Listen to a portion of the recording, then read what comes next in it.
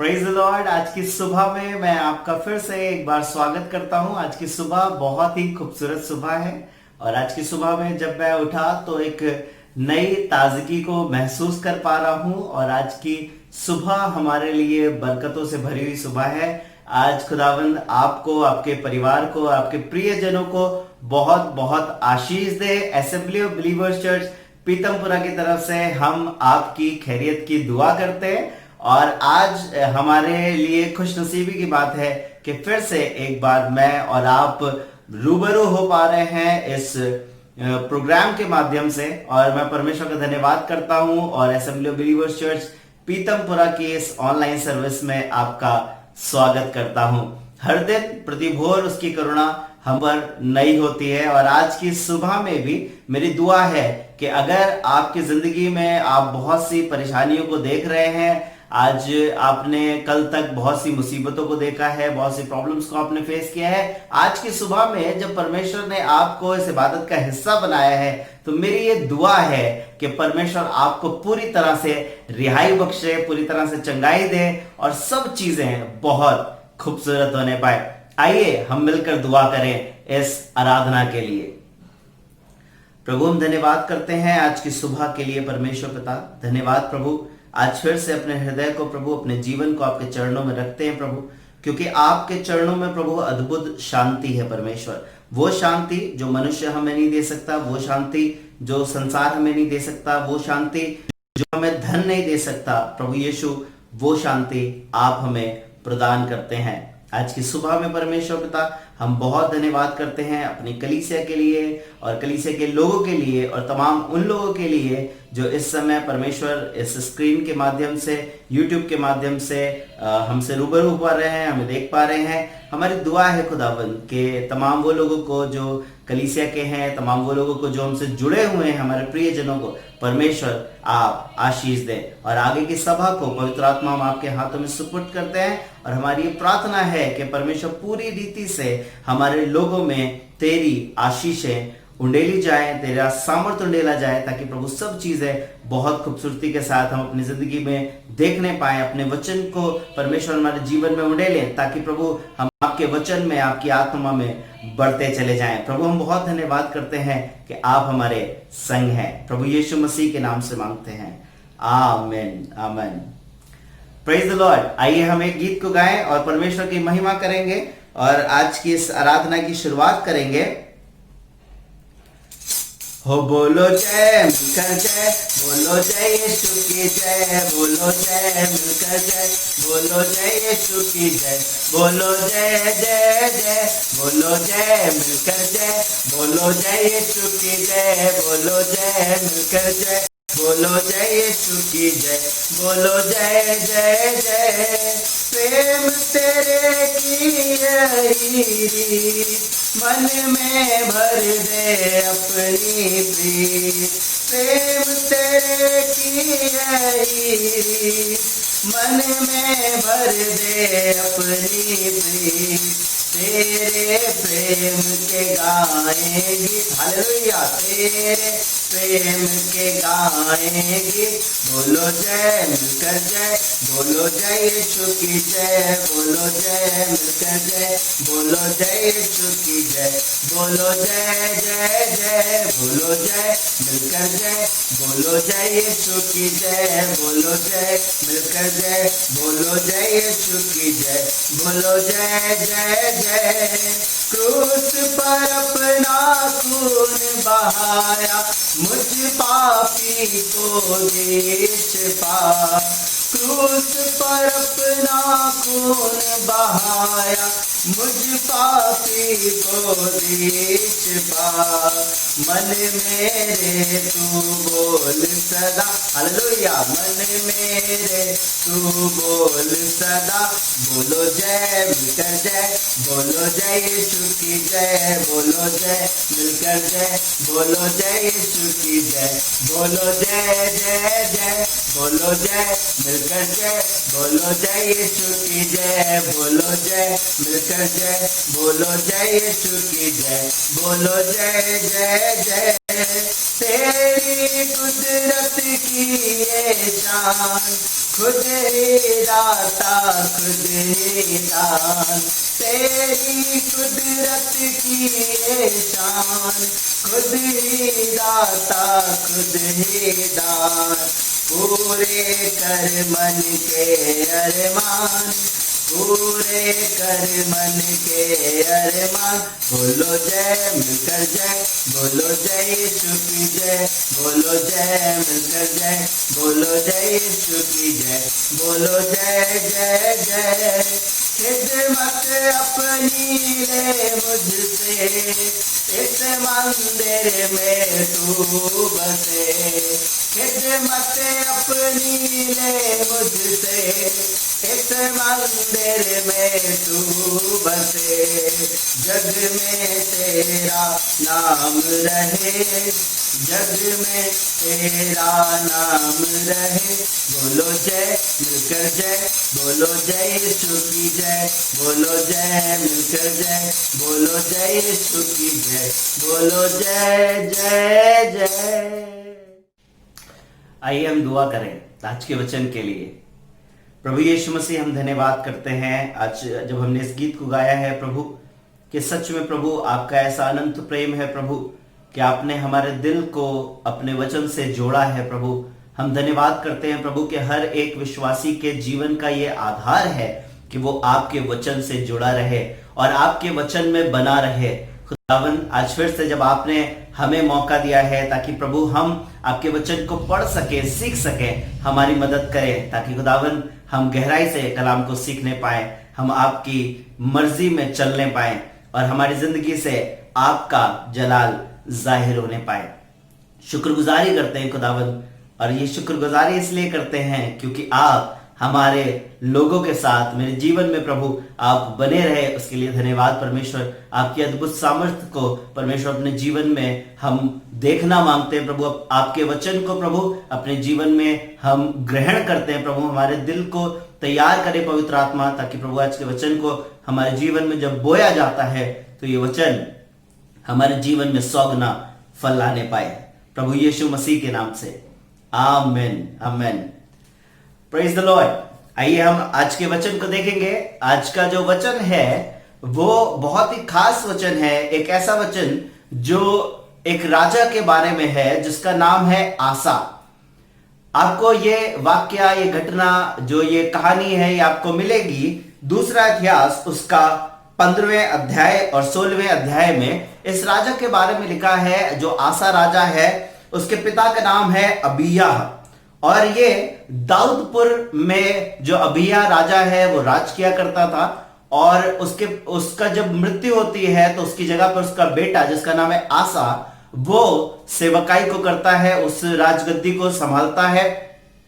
और उस राजा के बारे में लिखा है, आसा राजा जो है वो इस काम को कर रहा है, वो राज्य को कर रहा है। और तभी क्या होता है, जब हम 15वें अध्याय के पहले पद से पढ़ते हैं, लिखा हुआ है, जब इसकी हेडिंग को आप पढ़ेंगे तो लिखा हुआ है राजा आसा के सुधार। इसका मतलब है वो अपने राज्य में सुधार करना चाहता था, वो अपनी चीजों में सुधार करना चाहता था, अपने जो राज्य को है वो बढ़ाना चाहता था। और परमेश्वर का वचन कहता है, 15वां अध्याय उसके पहले पद से आपके लिए पढ़ रहा हूं, और परमेश्वर का वचन पहले और दूसरे पद में इस तरह से कहता है, तब परमेश्वर का आत्मा ओदेद के पुत्र अजर्या में समा गया और वह आसा से भेंट करने निकला। यहां पर एक नबी है, यहां पे एक दर्शी है जिसका नाम अजर्या है, ये ओदेद का बेटा है, और ये राजा आसा से भेंट करने को निकला है। और वचन कह रहा है, और उससे कहा, हे आसा और हे सारे यहूदा और बिन्यामीन, मेरी सुनो। जब तक तुम यहोवा के संग रहोगे तब तक वह तुम्हारे संग रहेगा, और यदि तुम उसकी खोज में लगे रहोगे तब वह तुमसे मिला रहेगा, परंतु यदि तुम उसको त्याग दोगे तो वह तुम्हें भी त्याग देगा। जब इन सब बातों को ओदेद का बेटा बता रहा है, अजर्या बता रहा है आसा को, तो वो बड़ी गौर से सुन रहे हैं, और उन्होंने इसको सुनते हुए अपने जीवन में क्या कर रहे हैं, वो सोच रहे हैं कि हम इसको कैसे अपने जीवन में लागू करेंगे। वचन कहता है, चौथे पद को जब हम पढ़ते हैं तो लिखा हुआ है, परंतु जब जब वे संकट में पड़कर इजराइल के परमेश्वर यहोवा की ओर फिरे और उसको ढूंढा, तब वह उनको मिला। ये इजराइलियों के बारे में लिखा हुआ है कि कई बार इजराइली कुड़कुड़ाते थे, कई बार बुड़बुड़ाते थे। जैसा कि हम जब देखते हैं कि वो मिस्र से छुड़ाए गए तब भी वो कुड़कुड़ा रहे हैं, बुड़बुड़ा रहे हैं, और एक ऐसे ग्रुप ऑफ पीपल हैं जो कि कुड़कुड़ाना उनकी आदत बन गया है, बड़बड़ाना उनकी आदत बन गया है। वो अपने परमेश्वर यहोवा से दूर हो गए हैं। पर वचन कह रहा है उन लोगों से जो परमेश्वर से दूर भी हो गए थे, वचन कहता है चौथे पद में, परंतु जब जब वे संकट में पड़कर इस्राएल के परमेश्वर यहोवा की ओर फिरते थे या उसको ढूंढते थे, तब परमेश्वर उनकी उस परेशानी का हल करता था। क्योंकि जो कोई परमेश्वर को ढूंढता है, जो कोई परमेश्वर के पीछे चलता है, परमेश्वर उस पर अपनी करुणामय दृष्टि को करता है। और जब ये सब बातें आसा को ये जो नबी है अजर्या ओदेद का बेटा जब ये बता रहा है, तो ये इसको बहुत गौर से सुन रहे हैं। और वचन बताता है, जब इसके 7वें पद को पढ़ते लिखा है, परंतु तुम हियाव बांधकर और तुम्हारे हाथ ढीले ना पड़े, क्योंकि तुम्हारा काम का बदला तुम्हें मिलेगा। जो यहोवा परमेश्वर है वो बहुत सी जातियों को, बहुत से लोगों को जो वहां पर थे, जब वो मुश्किलों में होते थे और वो अलग अलग तरह से करते थे, चीजों को करते थे, तो खुदा को ये कुछ खास पसंद नहीं आता था। क्योंकि परमेश्वर को मालूम था यदि ये मेरी ओर फिरेंगे तो मैं सब चीजों को ठीक कर दूंगा। पर वो दूसरे कामों में और दूसरी चीजों में पड़े थे, दुनिया की और बातों में पड़े थे, पर वो यहोवा की ओर नहीं फिरते थे। और वचन बताता है कि यहोवा की ओर ना फिरने की वजह से, परमेश्वर की ओर ना फिरने की वजह से उनके जीवन में बहुत विपत्ति आती थी, वो बहुत तकलीफ को अपने जीवन में देखते थे। और परमेश्वर का वचन कहता है, जो ओदेद का पुत्र है अजर्या, वो बता रहा है 7वें पद में, परंतु तुम लोग हियाव बांधो और तुम्हारे हाथ ढीले ना पड़े। इसका मतलब बता रहा है, कह रहा तुम्हारी जो जिंदगी है वो खुदा की जिंदगी है, तुम्हारा जो घर है वो परमेश्वर का घर है, तुम्हारे जो लोग हैं वो परमेश्वर के लोग हैं। तो तुम्हें एक काम करने की जरूरत है। तुम्हारी जिंदगी जब खुदा की जिंदगी है तो एक काम करो कि हियाव बांधो। तुम एक काम करो कि तुम अपने जीवन को तैयार करो ऐसा जैसा खुदा चाहता है। और वचन कह रहा है, परंतु तुम लोग हियाव बांधो और तुम्हारे हाथ ढीले ना पड़े।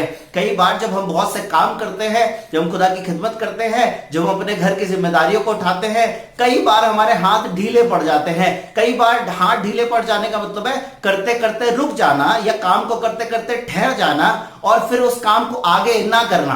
पर परमेश्वर वचन कह रहा है तुम्हारे हाथ ढीले ना पड़े। इसका मतलब वो कह रहा है, जो तुम परमेश्वर की आराधना कर रहे हो, जो यहोवा परमेश्वर को तुम मानते हो, उसको तुम मानते चले जाओ, उसके पीछे तुम चलो।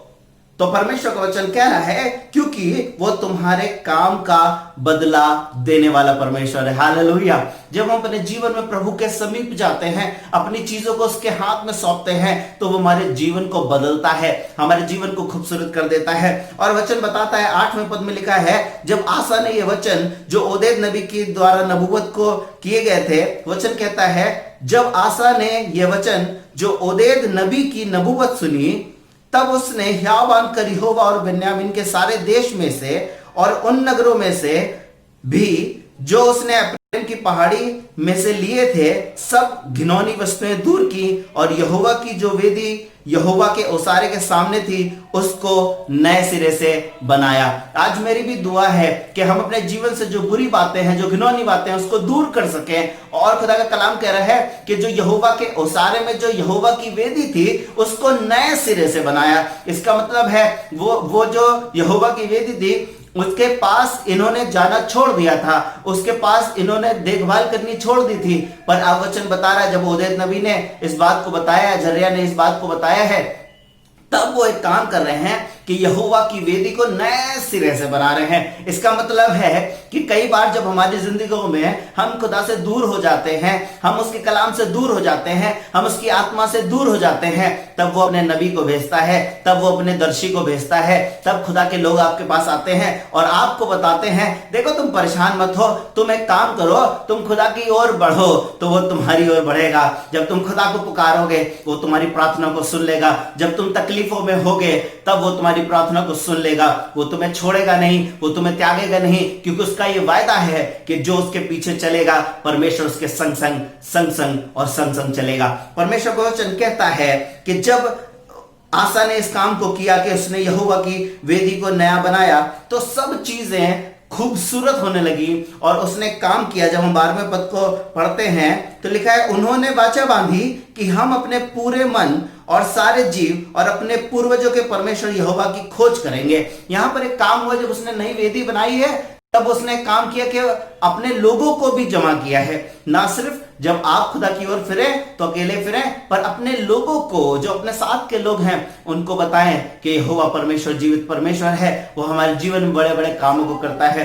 और परमेश्वर का वचन कहता है, क्या छोटा क्या बड़ा, क्या स्त्री क्या पुरुष, जो कोई इस्राएल के परमेश्वर यहोवा की खोज ना करे वो मार डाला जाए। यानी कि इतना ज्यादा वहां पर एक ऐसा माहौल हो गया कि हम अब एक बात को सोच चुके हैं कि अब हम जिसकी बात करेंगे वो हमारा परमेश्वर है।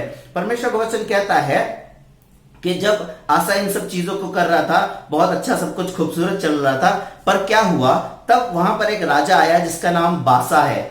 और 16वें अध्याय के पहले पद से जब हम पढ़ते हैं तो लिखा है, आसा के राज्य के 36वें वर्ष में इजराइल के राजा बाशा ने यहूदा पर चढ़ाई की और रामा को इसलिए दृढ़ किया कि यहूदा के राजा आसा के पास कोई आने जाने ना पाए। अब ये काम कर रहे हैं, ये जो लोग हैं, एक काम कर रहे हैं कि अब जो आसा राजा है उसके रिसोर्सेस को बंद कर रहे हैं, उसके आसपास जाने के लिए जो रास्ते हैं उनको बंद कर रहे हैं। इसलिए क्योंकि ये आसा पर जो है वो बुरी मंशा से चढ़ाई करना चाहते हैं।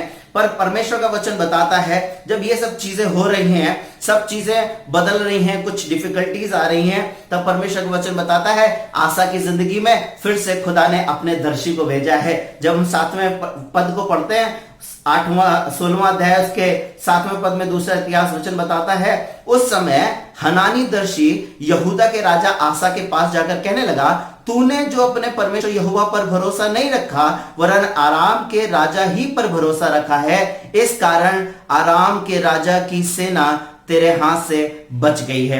इसका मतलब है कि जो जीत मिल रही थी, जो आसा राजा को जो फ्लरिश हो रहा था, वो सब चीजें खूबसूरत हो रही थी, वो खराब हो रही हैं। और 8वां पद कहता है, क्या कुसियो और लुबियो की सेना बड़ी ना थी और क्या उसमें बहुत से रथ और सवार ना थे, तो अभी तूने यहोवा पर भरोसा रखा था, इस कारण उसने उनको तेरे हाथ में कर दिया था।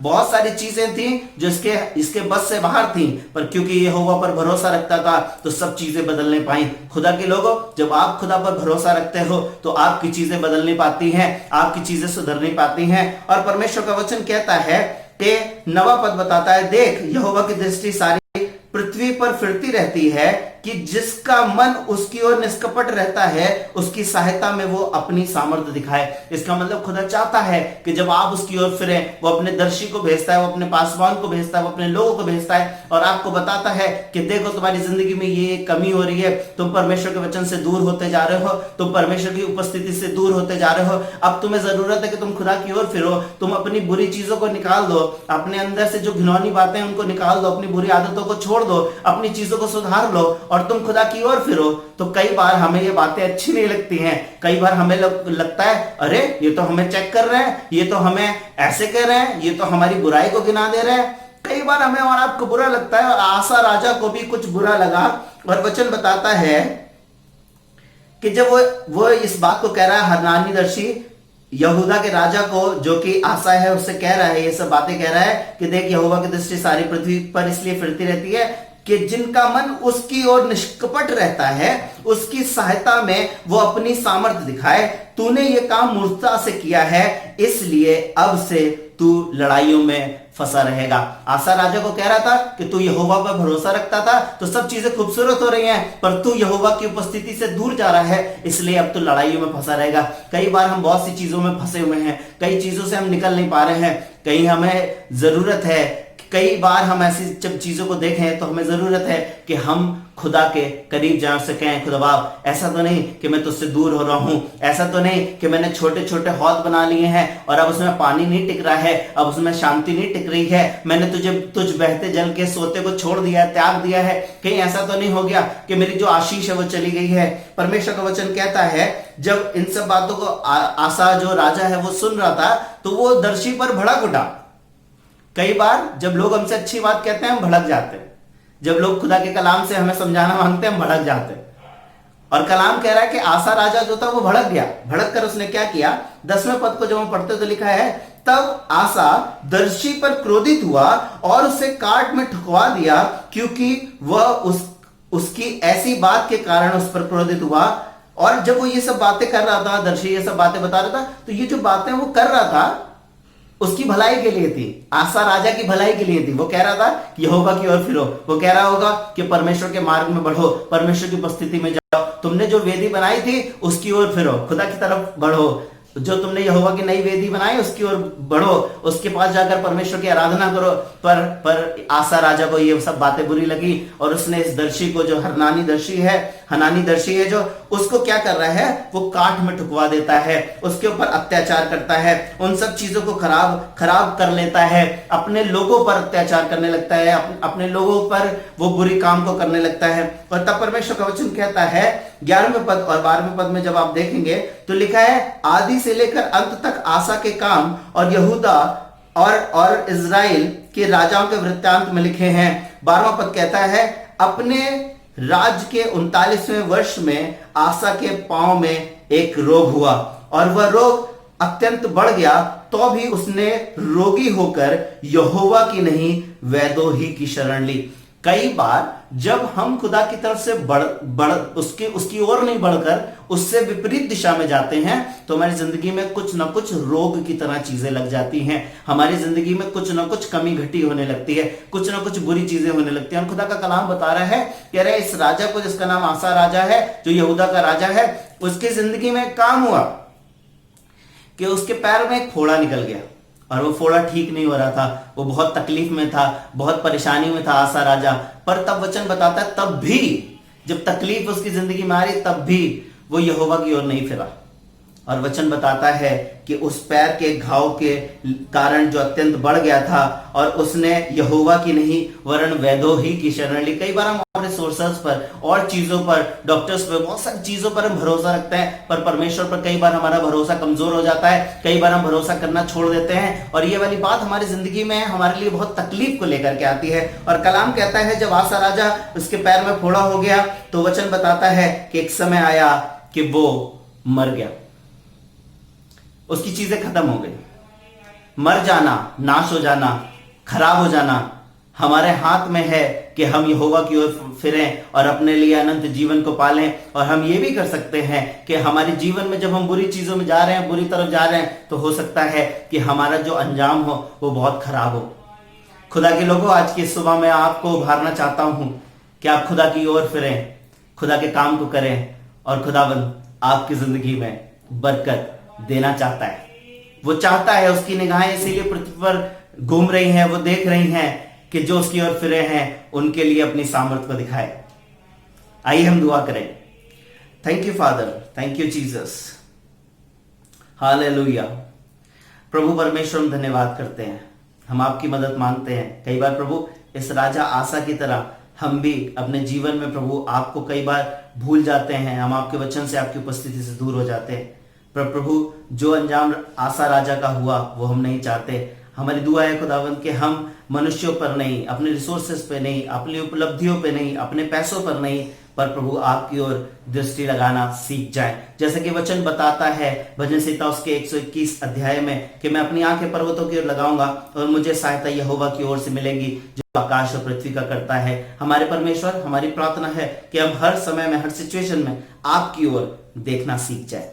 हमारी कलीसिया आपकी ओर देखना सीख जाए, हमारे घर के लोग आपकी ओर देखना सीख जाएं, ताकि खुदावंद हमारी जिंदगी में आपकी ओर से सहायता आ सके और सब चीजें खूबसूरत हो सके। आज की इस सुबह में खुदावंद कलीसिया को आपके हाथों में सुपुर्द करते हैं और चाहते हैं कि एक जन को बरकत दीजिए। खुदावंद यीशु मसीह के नाम से मांगते हैं, आमेन, आमेन। Praise the lord, praise the lord. एक खास अनाउंसमेंट है जो आपके दरमियान करना चाहूंगा। सिस्टर पूनम है, जिनको कैंसर डायग्नोस हुआ है और वो बहुत परेशानी में है और इस समय वो गंगाराम हॉस्पिटल में है। हमारी ये गुजारिश है आपसे कि आप अपनी दुआओं में, अपनी पर्सनल प्रेयर्स में बहन को याद रखें, ताकि प्रभु पूरी तरह से कामिल शिफा दे और उनको चंगाई मिलने पाए। और साथ ही साथ आपको अनाउंसमेंट चाहता हूं करना कि आप अपने फोन में, अगर आपके पास स्मार्टफोन है, तो जरूर से गूगल मीट ऐप को डाउनलोड करें, ताकि आने वाले समय में जो कलीसिया की बहुत सी आराधनाएं हैं वो गूगल मीट ऐप पर की जा सकें। और मैं बहुत धन्यवाद करता हूं उन सभी लोगों का जो ऐसे समय में, जब कठिन समय है, ऐसे समय में जब बहुत सी चीजें ठीक नहीं है, ऐसे समय में भी वो परमेश्वर के साथ विश्वास योग्य है, प्रभु के साथ चल रहे हैं। और मैं बहुत धन्यवाद करता हूं आपके गिफ्ट्स के लिए, आपके दान के लिए, आपके दशवांश के लिए, जो इस समय आप परमेश्वर को चढ़ा रहे हैं, परमेश्वर के लिए आप दे रहे हैं। और मेरी दुआ है कि आपको परमेश्वर बहुत आशीष दे जब आप इन सब कामों को कर रहे हैं। जरूर से याद रखें बहन पूनम को, उनके लिए दुआ करते रहें। गूगल मीट ऐप को अपने स्मार्टफोन में डाउनलोड करें ताकि सब चीजें बहुत खूबसूरती से हो सके। खुदावंद आपको बरकत दे। Praise Lord.